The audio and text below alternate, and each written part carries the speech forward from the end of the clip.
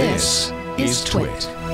This one is an interesting one because the industry is always looking for ways to squeeze more performance out of existing protocols that are widely used without compromising security. Well, you probably heard of HTTP. Well, there's this, of course, this new thing called HTTP 2, which is actually a rework of HTTP semantics flowing over TCP connections. The difference between the original version of HTTP was that it uses persistent connections to service multiple requests in a row, and it basically reduces the need for requests to wait on new connections. Now, the difference between 1.1 and 2.0 is that HTTP 2 is actually binary related, and it's fully multiplexed instead of ordered and blocking, and it can use TCP IP connections for parallelism, and it uses header compression.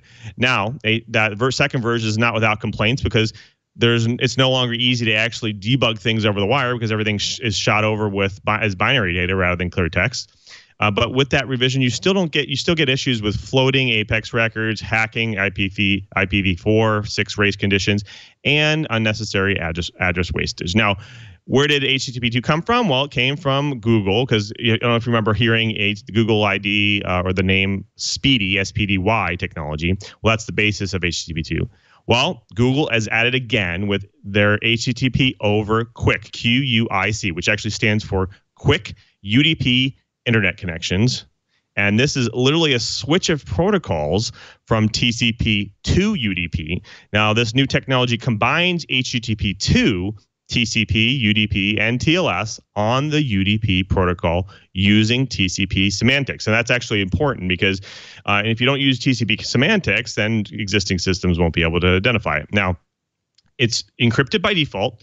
It uses properties of TCP connections like reliability and feedback loops for those successful connections without all the round trips and latency. Now, how do you do that? Well, they basically reuse the fact that there's connections to the server already, especially secured ones, and so they just reuse them. They don't actually try to renegotiate. Now, QUIC provides multiplexing and flow control equivalent to the HTTP 2. Because it's implemented on TCP, it is kind of usable out of the box to systems that already understand that protocol. And the biggest difference here is that QUIC is built on top of UDP, now, which means it doesn't suffer from some of the limitations of TCP. Now, the Internet Engineering Task Force, or IETF, the industry group that actually collaborates and designs network protocols, they like the idea of QUIC, but they feel that they want a different revision than Google has. They want a version that's really just uses HTTP2 over the QUIC protocol. Now, Google isn't waiting. They've already started supporting this inside of Chrome 29. Opera 16 has it, as well as Lightspeed servers, and pretty much, I think Facebook's adopting it this year as well. So, okay, so I'm going to bring you guys in. Schubert, I want to start with you. It makes sense that Google kind of wants to increase the speed of the web. But instituting some new protocols doesn't seem always to be the fix for these things because they're just kind of fixing the speed issues, right? They're not really wanting to fix anything else. Is this where we want the industry to go? Is just kind of, hey, let's just go keep getting faster rather than doing other things here? Well, I'm going to ask Kevin to go and bring up that diagram from the first talking point. So this diagram actually has what the TCP basic handshake looks like. TCP has a lot of problems with it. So I don't know if you've ever noticed, say you're at a coffee shop, right, and you start trying to log in, especially if you're running an SSL, the vendor, the internet service provider will go and say, okay, well, we've got less traffic going through San Francisco than through Los Angeles, so we're going to go and they start playing this game with split paths. So your data goes through one path and then comes back to you via a different path.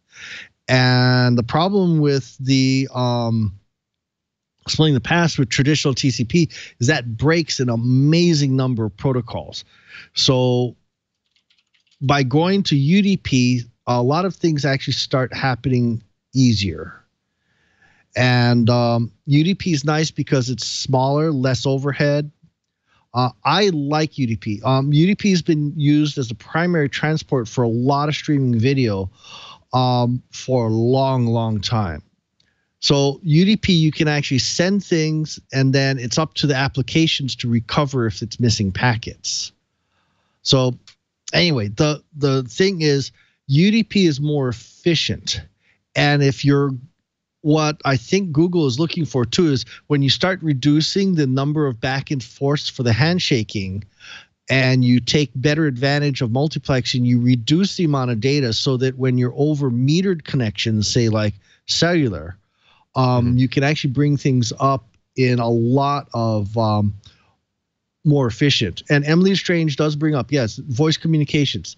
UDP is the way things go. Now, the downside, Emily, is that UDP, because it's a Hail Mary, you send it and it's up to the apps to figure it out. For voice and video, if you lose a packet, you just pixelate the picture because something's missing, but you don't resend it because you don't want to have someone walking across the screen, you know, on your movie, and then suddenly jump backwards and then jump back forwards again because you've requested a missing packet that was part of that data stream. With TCP, you know, everything has to be in the right order and so forth. But UDP, your application developers have more onus on them, and that's what the Google Quick and the IETF version of Quick is all about. They're allowing you to put more of the onus on the application to figure out the missing packets and things like that for a UDP stream. Sorry, I kind of rambled a bit, but I like UDP, but this is one of those things where we're going to have to see how well Google and the IETF actually implement it, because it has some real gotchas in there. And yes, specs, no guarantee of error-free delivery over UDP for all packets. But then again, if a web page doesn't fully load, what's your initial knee-jerk reaction? You hit reload, right? So what's the difference?